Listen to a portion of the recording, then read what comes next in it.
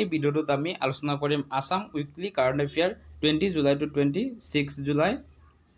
ভিডিঅ'টোত আমি ইম্পৰ্টেণ্ট কুৱেশ্যনখিনি আলোচনা কৰাৰ লগতে ইয়াৰ ইম্পৰ্টেণ্ট ফেক্টখিনিও আলোচনা কৰিম। সেয়েহে ভিডিঅ'টো শেষলৈ চাব বুলি আশা ৰাখিছোঁ।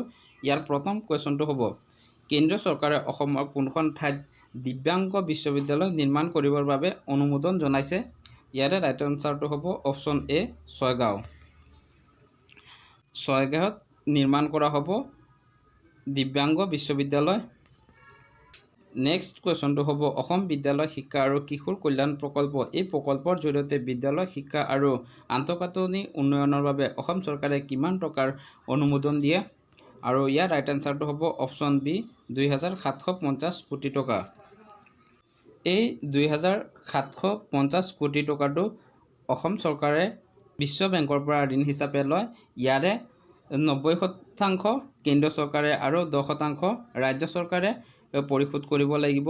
আৰু এই প্ৰকল্পৰ জৰিয়তে অসমত 4খন নতুন বিদ্যালয় আৰু 1,733খন অংগনবাড়ী কেন্দ্ৰ স্থাপন হ'ব। ইয়াৰ পিছত নেক্সট কুৱেশ্যনটো হ'ব, CM ফ্লাইট আঁচনিৰ জৰিয়তে 2025-26 বিত্তীয় বৰ্ষত কিমানগৰাকী শিক্ষাৰ্থীক বিদেশী ভাষাৰ শিক্ষা দিয়া হ'ব? এই আঁচনিৰ জৰিয়তে যিকেইগৰাকী শিক্ষাৰ্থীক শিক্ষা দিয়া হ'ব তেখেতসকলে বিদেশত চাকৰি লাভ কৰিবলৈ সুবিধাজনক হ'ব বাবে এই পদক্ষেপ লোৱা হৈছে। আৰু ইয়াৰ ৰাইট এনচাৰটো হ'ব অপশ্যন বি, 180 গৰাকী।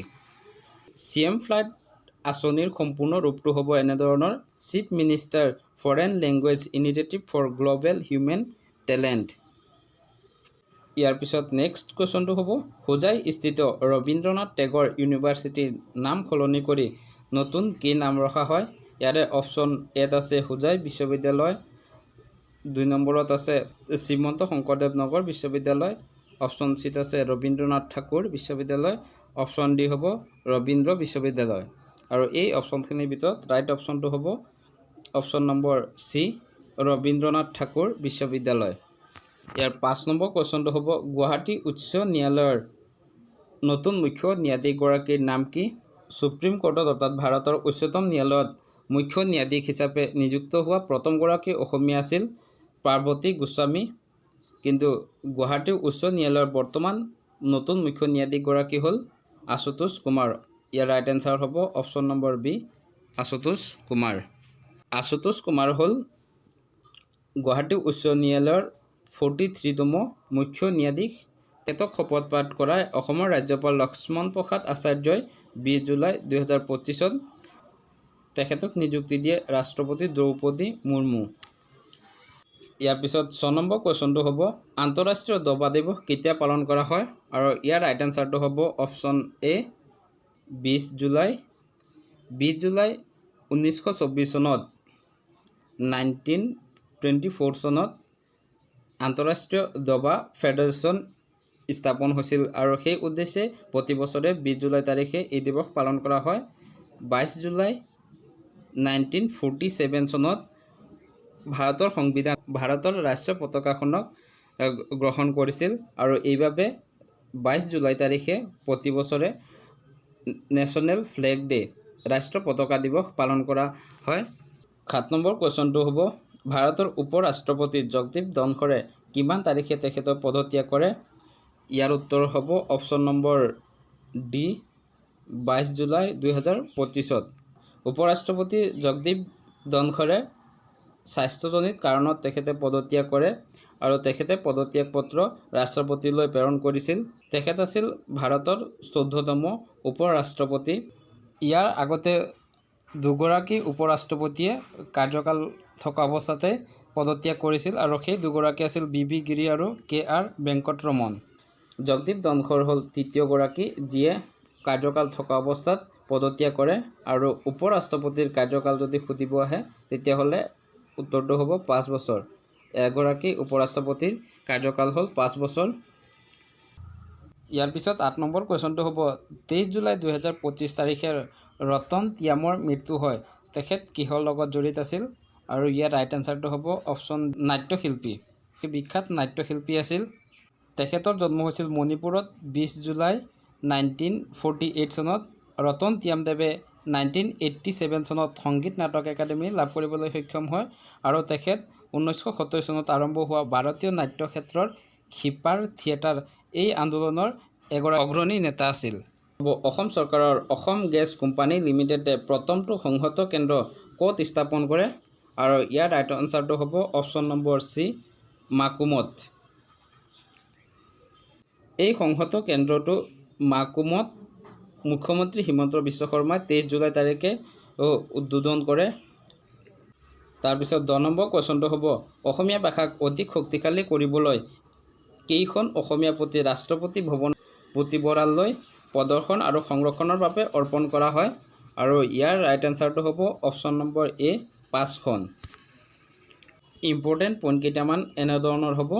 অসম চৰকাৰৰ হৈ শ্ৰীমন্ত শংকৰদেৱ কলাক্ষেত্ৰ সমাজে ৰাষ্ট্ৰপতি ভৱনৰ সচিব শ্ৰীযুতা দীপ্তি উমাশংকৰৰ হাতত এই 5খন পুথি অৰ্পণ কৰে। আৰু সেই 5খন পুথি হ'ল কীৰ্তন ঘোষা, আদি দশম, নামঘোষা, ভক্তি ৰত্নাৱলী আৰু গীত গোবিন্দ।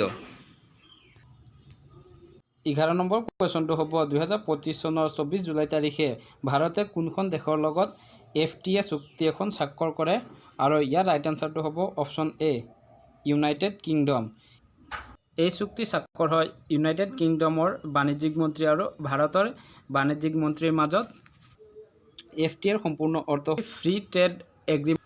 এই ফ্ৰী ট্ৰেড এগ্ৰিমেণ্টৰ জৰিয়তে ভাৰতৰ MSME, কৃষি আদি খণ্ডৰ উদ্যোগসমূহে বহুত লাভান্বিত হ'ব। ইয়াৰ লগতে ভাৰতৰ চাহৰ 5.6% যোনখিনি ব্ৰিটেইনলৈ চাহ ৰপ্তানি কৰা আৰু এই ৰপ্তানি হোৱা চাহখিনিৰ বেছিভাগেই অসমৰ পৰা যায়। গতিকে অসমৰ চাহৰ বাবে এই এগ্ৰিমেণ্টটো এটা উল্লেখনীয় এগ্ৰিমেণ্ট হ'ব। তাৰপিছত 12 নম্বৰ কুৱেশ্যনটো হ'ব এছিয়ান আণ্ডাৰ-16 ভলীবল চেম্পিয়নশ্বিপত ভাৰতে কি পদক লাভ কৰিবলৈ সক্ষম হয়? আৰু ইয়াৰ উত্তৰটো হ'ব অপশ্যন চি, ব্ৰঞ্জৰ পদক। আৰু এই ব্ৰঞ্জৰ পদক লাভ কৰাৰ লগে লগে ভাৰত আণ্ডাৰ-17 ৱৰ্ল্ড ভলীবল চেম্পিয়নশ্বিপৰ বাবে যোগ্যতা অৰ্জন কৰিবলৈ সক্ষম হয়। নেক্সট কুৱেশ্যনটো হ'ব কাৰ্গিল বিজয় দিৱস কেতিয়া পালন কৰা হয়? আৰু ইয়াৰ ৰাইট আনচাৰটো হ'ব অপশ্যন ডি, 26 জুলাই। 26 জুলাই তাৰিখে প্ৰতি বছৰে কাৰ্গিল বিজয় দিৱস পালন কৰা হয়। আৰু এইবাৰৰ বিজয় দিৱস আছিল 26তম। প্ৰতি বছৰে 26 জুলাই তাৰিখে এই দিৱস পালন কৰা হয়। আৰু 1999 চনৰ 26 জুলাইত পাকিস্তানৰ লগত হোৱা কাৰ্গিল যুদ্ধত ভাৰতে বিজয় লাভ কৰাৰ উপলক্ষে এই দিৱস পালন কৰা হয়। এই কাৰ্গিল যুদ্ধত ভাৰতীয় সেনাই পাকিস্তানৰ বিৰুদ্ধে কৰা অপাৰেশ্যনটোৰ নাম আছিল অপাৰেশ্যন বিজয়। হেনলি পাছপোৰ্ট ইণ্ডেক্স 2025ত ভাৰত কিমানতম স্থানত আছে? আৰু ইয়াৰ ৰাইট আনচাৰটো হ'ব অপশ্যন নম্বৰ চি, 77তম।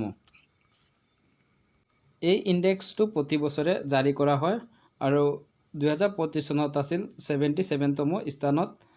যোৱা বছৰ 2024ত ভাৰত আছিল 85তম। বৰ্তমান ভাৰতৰ পাছপোৰ্টৰ জৰিয়তে 59খন দেশলৈ ভিজা নোহোৱাকৈ যাব পাৰি। আজিৰ কুৱেশ্যনটো হ'ব নতুনকৈ ভাৰতৰ নতুন মুখ্য ন্যায়াধীশ হিচাপে কোনে নিযুক্তি লাভ কৰে? ইয়াৰ উত্তৰটো আপোনালোকে কমেণ্ট কৰি দিব বুলি আশা ৰাখিছোঁ। এইখিনি আছিল আজিৰ ভিডিঅ'টোত আলোচনা কৰিবলগীয়া কাৰেণ্ট এফেয়াৰৰ কুৱেশ্যনখিনি। আৰু ভিডিঅ'টো যদি ভাল পায় তেতিয়াহ'লে লাইক কৰিব, কমেণ্ট কৰিব, শ্বেয়াৰ কৰিব। আৰু যদি আমাৰ চেনেলটো এতিয়ালৈকে ছাবস্ক্ৰাইব কৰা নাই তেন্তে প্লিজ চেনেলটো ছাবস্ক্ৰাইব কৰিবলৈ অনুৰোধ জনাইছোঁ। আৰু ভিডিঅ'টো এতিয়ালৈকে চাই থকাৰ বাবে ধন্যবাদ।